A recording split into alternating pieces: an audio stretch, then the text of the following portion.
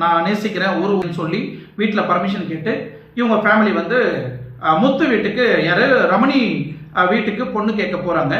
அப்போ அந்த இடத்துல முத்துக்கு வந்து யாரு ரமணியோட அவங்க அப்பாவுக்கு வந்து இந்த டீச்சர் என் பொண்ணை வந்து உங்க பையனுக்கு கொடுக்கறதுக்கு எனக்கு விருப்பம் இல்லை, தயவு செய்து மன்னிச்சிடுங்க, நாங்க கண்டிப்பா இந்த கல்யாணத்துக்கு ஒத்துக்க மாட்டோம் அப்படின்னு முத்துவும் சொல்லியிருக்கிறாரு. விஷயம் வேணும்னா வேணும், வேணும்னா வேணாம், விருப்பம் இருந்தா கல்யாணம் நடக்கும். இதை ஒருத்தர் ஃபோர்ஸ் பண்ணி எந்த இடத்துலயும் நம்ம கல்யாணம் பண்ண முடியாது.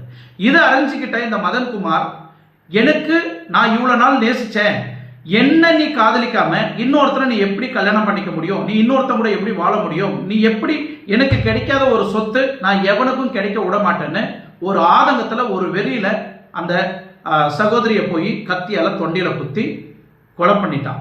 ஸோ உடனே அங்க இருக்கிறவங்கள கத்தி ஆர்ப்பாட்டம் பண்ணி இவனை பிடிச்சி போலீஸ்கிட்ட ஹேண்ட் ஓவர் பண்ணியிருக்கிறாங்க. ஸோ இப்போ ஒரு கேள்வி என்னன்னா, நிறைய